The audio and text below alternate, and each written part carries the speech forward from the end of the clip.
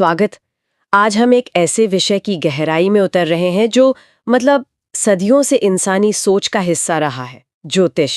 हमारे पास कुछ दस्तावेज हैं जिनका शीर्षक है ज्योतिष, ब्रह्मांडीय प्रभाव और सांस्कृतिक महत्व। और आज हम इन्हीं के आधार पर इस कह सकते हैं जटिल और आकर्षक दुनिया की थोड़ी पड़ताल करेंगे। हमारा मकसद है ये समझना कि आखिर ज्योतिष है क्या, इसकी बुनियादी बातें क्या हैं, क्यों विज्ञान के सवालों के बावजूद ये आज भी इतना लोकप्रिय है और हमारी संस्कृति पर इसका क्या असर है। इन दस्तावेजों में राशियों से लेकर वैदिक ज्योतिष, वैज्ञानिक नजरिए और आजकल के ट्रेंड्स तक काफी कुछ है। तो चलिए शुरू करते हैं ये खोजबीन। ये सोचना ही कितना दिलचस्प है कि हजारों साल पुरानी ये प्रणाली आज भी डिजिटल दुनिया में छाई हुई है। सबसे पहले एकदम बुनियादी बात पर आते हैं, ये ज्योतिष आखिर है क्या। दस्तावेज इसे समझाते हैं एक ऐसे विश्वास के तौर पर कि हमारे जन्म के समय आसमान में ग्रहों और तारों की स्थिति वो हमारे व्यक्तित्व, भावनाओं और शायद किस्मत तक को प्रभावित करती है। ये खगोल विज्ञान यानी एस्ट्रोनॉमी से बिल्कुल अलग है ना? हाँ बिल्कुल, ये अंतर समझना बहुत जरूरी है। खगोल विज्ञान तो आप जानते हैं पूरी तरह से वैज्ञानिक अध्ययन है, तारे, ग्रह कैसे काम करते हैं, उनका भौतिक स्वरूप क्या है। जबकि ज्योतिष, जैसा कि इन स्रोतों में बताया गया है, वो इन खगोलीय घटनाओं की प्रतीकात्मक व्याख्या करता है, उन्हें इंसानी जिंदगी के मायने समझाने के लिए इस्तेमाल करता है। और ये कोई नई बात नहीं है। बेबीलोन, मिस्र, भारत, ग्रीस, चीन, लगभग हर प्राचीन सभ्यता में इसके निशान मिलते हैं। ये दिखाता है कि इंसान शुरू से ही आसमान में अपने सवालों के जवाब ढूंढता रहा है एक तरह से। और जब ज्योतिष की बात होती है तो सबसे पहले दिमाग में आती है 12 राशियां, मेष, वृषभ, मिथुन वगैरह।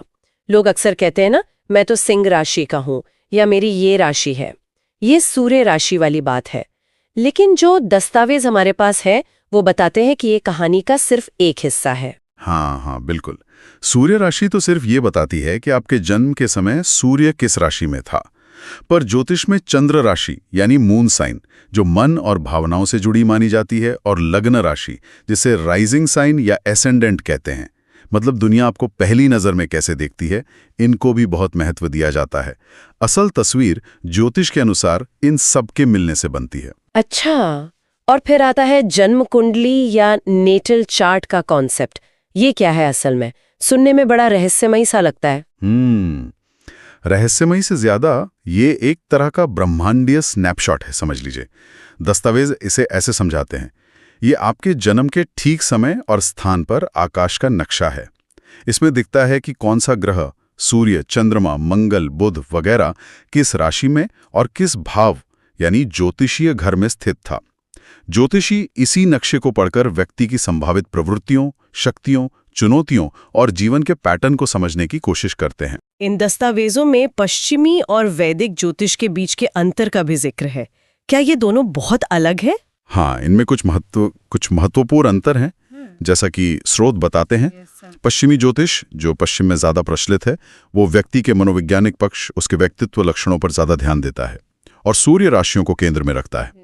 वहीं वैदिक ज्योतिष, जिसे हम यहाँ भारत में ज्योतिषी कहते हैं, वो ज्यादा पुरानी प्रणाली मानी जाती है। ये चंद्र, नक्षत्रों और ग्रहों की दशाओं पर बहुत जोर देती है। दशाओं पर? अच्छा जी, ग्रहों की दशाएं यानी प्लैनेटरी पीरियड्स। और इसका इस्तेमाल अक्सर भविष्यवाणियों, कर्मकांड, विवाह मिलान और करियर जैसे व्यवहारिक मामलों में मार्गदर्शन के लिए होता है। दोनों की अपनी अपनी तकनीक और प्राथमिकताएं हैं। और आजकल एक चीज जो बहुत सुनने में आती है वो है मर्क्यूरी रेट्रोग्रेड या बुध वक्री। सोशल मीडिया पर तो जैसे ये होता है मीम्स की बाढ़ आ जाती है। दस्तावेज इसके बारे में क्या कहते हैं? हाँ, मर्क्यूरी रेट्रोग्रेड तो ज्योतिष के पॉप कल्चर में घुसपैठ का बड़ा उदाहरण है। देखिए, खगोलीय रूप से ये सिर्फ एक दृष्टिभ्रम है, जब बुध ग्रह हमें पृथ्वी से पीछे की ओर जाता हुआ दिखता है। लेकिन ज्योतिषीय व्याख्या में, जैसा स्रोत बताते हैं, इसे संचार में गड़बड़ी, टेक्नोलॉजी की समस्याएं, गलतफहमियां और यात्रा में देरी से जोड़ा जाता है। अच्छा। चाहे लोग इसे माने या मजाक उड़ाएं, पर यह दिखाता है कि ज्योतिष की भाषा कैसे आम बातचीत का हिस्सा बन गई है। लेकिन यहीं पर विज्ञान का बड़ा सवाल खड़ा होता है। अगर ये सब इतना प्रभावशाली है तो क्या इसका कोई वैज्ञानिक आधार है? दस्तावेज इस बारे में क्या कहते हैं? देखिए, दस्तावेज इस मामले में बिल्कुल स्पष्ट हैं। अब तक के वैज्ञानिक शोध में ऐसा कोई ठोस भरोसेमंद सबूत नहीं मिला है जो ये साबित कर सके कि जन्म के समय दूर ग्रहों की स्थिति सीधे तौर पर हमारे व्यक्तित्व या भविष्य को निर्धारित करती है। न ही कोई ऐसा ज्ञात भौतिक तरीका या मैकेनिज्म पता चला है जिससे ये प्रभाव काम कर सके। विज्ञान इस दावे को समर्थन नहीं देता, सीधी सी बात है। तो फिर ये सवाल और भी पेचीदा हो जाता है। अगर विज्ञान ऐसे नहीं मानता तो फिर लाखों लोग इन भविष्यवाणियों और कुंडलियों पर इतना भरोसा क्यों करते हैं? उन्हें ये इतना सटीक क्यों लगता है? यहीं पर एक दिलचस्प मनोवैज्ञानिक पहलू सामने आता है जिसे ये दस्तावेज बार्नम इफेक्ट कहते हैं। Barnum effect? ये क्या है? हाँ, ये असल में ऐसी सामान्य और अस्पष्ट बातें कहने की कला है जो सुनने वाले को लगे कि सिर्फ उसी के लिए है, बहुत निजी है। जैसे आप स्वतंत्र सोच वाले हैं लेकिन कभी-कभी दूसरों की राय भी जानना चाहते हैं, या आपको अपनी निजता पसंद है पर आप अकेले भी नहीं रहना चाहते। अच्छा। हाँ, ये तो बहुत आम बातें हैं। बिल्कुल। ये बातें इतनी आम होती हैं कि ज्यादातर लोगों पर लागू हो जाती हैं और उन्हें लगता है कि अरे वाह, ये भविष्यवाणी तो बिल्कुल मेरे बारे में है, सटीक है। अच्छा, तो ये एक तरह का मनोवैज्ञानिक ट्रिक कह सकते हैं। ये जानना वाकई अहम है कि ज्योतिष की लोकप्रियता का एक बड़ा हिस्सा शायद इस पर टिका है, लेकिन सिर्फ यही वजह तो नहीं होगी। नहीं नहीं, बिल्कुल नहीं। दस्तावेज और भी कई गहरे कारण बताते हैं। एक बहुत बड़ा कारण है आराम, आश्वासन और जिंदगी में मायने की तलाश। जब जीवन अनिश्चित लगता है, उतार चढ़ाव आते हैं, तो ज्योतिष एक तरह का ढांचा, एक कहानी देता है। ये एहसास दिला सकता है कि सब कुछ यूं ही बेतरतीब नहीं है, बल्कि शायद एक बड़ी ब्रह्मांडी योजना का हिस्सा है। और यह एहसास बहुत सुकून देने वाला हो सकता है कुछ लोगों के लिए। और शायद ये खुद को समझने का एक जरिया भी बनता है। जैसे अपनी राशि के बारे में पढ़कर लोग अपनी आदतों या भावनाओं के बारे में सोचने लगते हैं। एकदम सही कहा। स्रोत बताते हैं कि ज्योतिष आत्मचिंतन यानी सेल्फ रिफ्लेक्शन के लिए एक फ्रेमवर्क मुहैया करा सकता है। अपनी जन्म कुंडली के विश्लेषण से या अपनी राशि के लक्षणों को जानने से लोगों को अपनी शक्तियों, कमजोरियों, इच्छाओं और रिश्तों को समझने में एक तरह से मदद मिल सकती है। भले ही वो इसे पूरी तरह सच न मानते हों, ये खुद से संवाद करने का एक तरीका बन जाता है। और समुदाय वाली बात भी है ना। आजकल लोग अपने राशि के हिसाब से ग्रुप्स बनाते हैं, मीम्स शेयर करते हैं। ये एक पहचान का हिस्सा बन गया है जैसे। हाँ, ये जुड़ाव और पहचान का पहलू भी महत्वपूर्ण है। एक जैसी राशि वाले लोगों को लगता है कि उनमें कुछ समानताएं हैं। ये उन्हें एक समुदाय का हिस्सा होने का एहसास दिलाता है। ऑनलाइन कम्युनिटीज बहुत हैं ऐसी। और हमें ये भी नहीं भूलना चाहिए कि बहुत से लोगों के लिए सिर्फ मनोरंजन है। अखबार में अपना राशिफल पढ़ना या दोस्तों के साथ मजाक में ज्योतिष की बातें करना। तो अगर हम इन दस्तावेजों के आधार पर देखें तो ज्योतिष की कुछ खासियतें हैं। इसकी गहरी सांस्कृतिक जड़ें, आत्मचिंतन में मददगार होना, समुदाय बनाना और मनोरंजन मूल्य। लेकिन फिर इसकी कमजोरियां क्या हैं जिन पर ध्यान देना चाहिए? हाँ, कमजोरियां भी हैं। सबसे बड़ी कमजोरी, जैसा हमने बात की, वो है वैज्ञानिक प्रमाण की कमी, ठोस प्रमाण की। दूसरी बात जिस पर स्रोत जोर देते हैं वो है अति सामान्यकरण का खतरा, मतलब ओवर जनरलाइजेशन। राशिफल या भविष्यवाणियां इतनी सामान्य हो सकती हैं कि वो किसी भी स्थिति में फिट हो जाएं, लेकिन कोई ठोस विशिष्ट मार्गदर्शन ना दें, और कभी-कभी भ्रामक भी हो सकती हैं। और क्या ये खतरा भी है कि लोग इस पर जरूरत से ज्यादा निर्भर हो जाए, मतलब अपने जरूरी फैसले सिर्फ ज्योतिष के आधार पर लेने लगे? हाँ, ये एक वास्तविक चिंता है जिसे दस्तावेज उठाते हैं। अगर लोग अपनी शिक्षा, करियर, रिश्ते या सेहत से जुड़े गंभीर फैसले सिर्फ ज्योतिषीय सलाह पर आधारित करने लगें, बिना अपनी तर्क बुद्धि या दूसरी सलाहों पर ध्यान दिए, तो ये नुकसानदेह हो सकता है, जाहिर है। यहीं पर आलोचनात्मक सोच यानी क्रिटिकल थिंकिंग की भूमिका आती है। स्रोत यही सलाह देते हैं कि ज्योतिष को एक संभावना के तौर पर देखा जाए, न कि एक अकाट्य सत्य के रूप में। इसकी सीमाओं को समझना उतना ही जरूरी है जितना इसकी पेशकशों को जानना। दिलचस्प बात यह है कि इस वैज्ञानिक युग में जहां हमारे पास इतनी जानकारी है, वहीं हाल के सालों में ज्योतिष की लोकप्रियता खासकर युवाओं में फिर से बढ़ी है।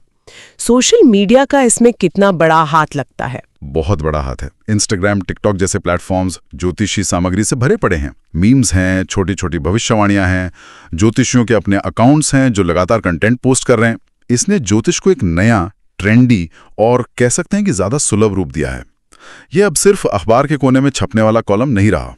अब ऐप आधारित व्यक्तिगत राशिफल हैं, ऑनलाइन विस्तृत रीडिंग मिलती हैं, और यहां तक कि ज्योतिष पर आधारित वेलनेस उत्पाद भी आ गए हैं।